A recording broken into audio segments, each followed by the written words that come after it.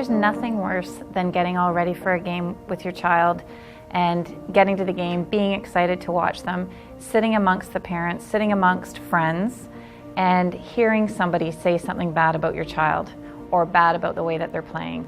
And I think you need to take care with how you conduct yourself in the rink.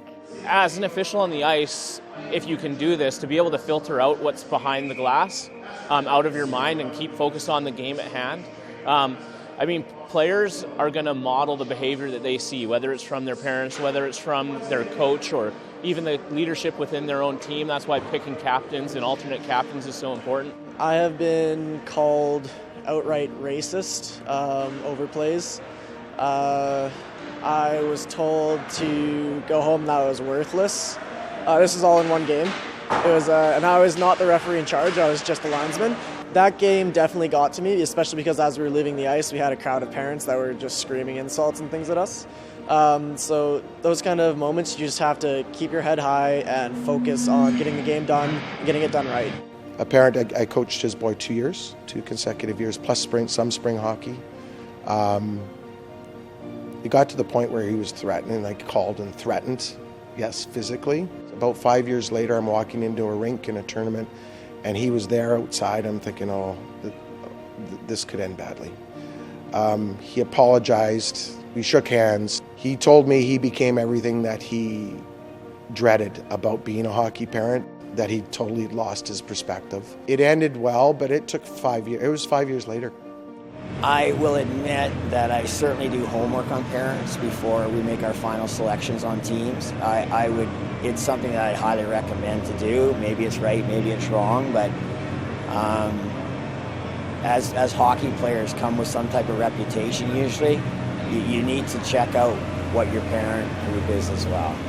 And I have made decisions based on a parent for sure. All coaches have gotten the 8-paragraph email. In my early coaching day, we added a player late, and we had 7 defensemen, which kind of wasn't very a good situation. And this dad just kept going and going, and I don't think I handled it that great because I just sort of let him do his thing. Maybe I did handle it great because I just let him rant, and then that was it. I didn't even bother fighting it. So maybe I did handle that great, but at the time, looking back, I wish I would have just kind of told him, I wish I would have just walked away or just said give me relax or take 24 hours or whatever. I wish I would have said something like that looking back. I'd probably say not to get worked up about irrelevant things, or maybe to put themselves in the player's shoes once in a while, because sometimes we do get overwhelmed, and I think it's hard for them to understand that.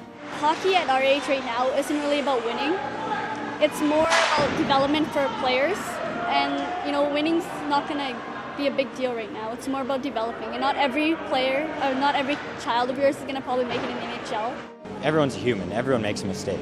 It doesn't give a parent a right to yell at a coach for not playing their kid or something. It's the same idea. You shouldn't be yelling at the coach if they're not playing your kids, so why would you yell at the ref if they missed a call? I've gone over to coaches and said, hey, I'm sorry, I messed that one up. That was on me. And all they can do is say, oh, okay, they understand that we're human, they're human, everyone makes mistakes, right? So honestly, your screaming and yelling doesn't make an outcome on the game. It's just really, really unfortunate and annoying. At the end of the day, it's always just a game. You're just playing. The most important thing is to have fun. And no matter what level you're at, we understand the competition rises and so does the emotions. You just have to remember to always know the difference between emotion and abuse. I might add a call because of a parent's reaction. Officials are put in a unique scenario where they're professionals from day one, whether they're 12 years old, whether they're 30 years old. I think the important thing for people to realize is the human element of officiating and the human side of the officials themselves, and that they're people, they're participants, just like the players, the coaches are. A lot of them are players and coaches, and when you see the negativity coming from the stands, it's always good for the people in that position to keep in perspective that that official is somebody's daughter, or somebody's brother, or somebody's father. And when you can put the sort of human element to the face and look past just the uniform or the jersey or the role they're playing, it can help people take that quick step back and potentially check themselves and that type of thing. I think the better the fans are, the better the game's going to be. So everything we can do to help fans enjoy the game and not get so wound up, then that's the best thing we can do for the game and the kids. When you're yelling at one of the players on the ice, you're yelling at somebody's child.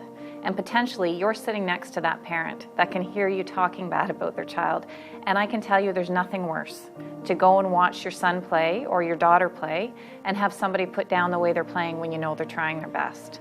You wouldn't do that anywhere else, and it shouldn't be okay in the arena. I think you always need to remember when you go out to watch one of these games that these are kids that you're watching, kids that are doing their best. A lot of the times when parents talk about the other kids on the team in the stands, they seem to think that it's not going to leave the conversation between that person. But the reality of it is, word gets around and it goes as far as the dressing room. And when it goes into the dressing room and it's realized that your buddy's parent is talking about you or another player, it affects the chemistry between the teammates, and it affects the way the kids not only play on the ice, but the relationship they have with each other. And as a parent, that's pretty immature, and it really causes issues for your own kids more than it does for the kid you're talking about. For more information on the Lessons from Behind the Glass video series, visit bchockey.net or lessonsfrombehindtheglass.com.